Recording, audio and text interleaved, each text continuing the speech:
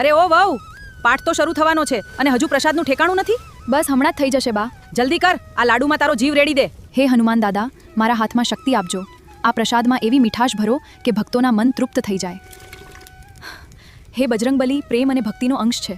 બસ આજે મારી લાજ રાખજો. ધડાધડ બધું તૈયાર કરી નાખો. મારા હનુમાન દાદાનો પાઠ શરૂ થાય એ પહેલા તો પ્રસાદનો ભોગ તૈયાર થઈ જવો જોઈએ. એક બાજુ પંડિતજીના મંત્રોનો શરૂ થવાનો અવાજ આવે છે અને આ બાજુ મારા હાથ અટકતા નથી. રામજી, બસ આજે તમે સાથ આપજો. અરે રે, ઉતાવળમાં ખાંડ તો રહી નથી જતી ને? ના ના, મારા કૃષ્ણ અને હનુમાનજી મને ક્યારેય નિરાશ નહીં કરે. સુગંધ તો એવી આવી રેશાદની નિરાશ ફેલાઈ ગઈ હોય. બસ હવે લાડુ વળવાની જ વાર છે. રામ, લક્ષ્મણ, જાનકી, જય બોલો હનુમાન. મારા લાડુમાં હવે બસ તમારા આશીર્વાદની જ કમી છે. હવે લાડુ પણ તૈયાર થઈ ગયું. હવે કોઈ ચિંતા નથી. હનુમાન દાદાનો પ્રસાદનો ભોગ તૈયાર છે. ધન્યવાદ પ્રભુ, મારી લાજ રાખી. આજે તો સાચી ભક્તિનું ફળ મળી ગયું.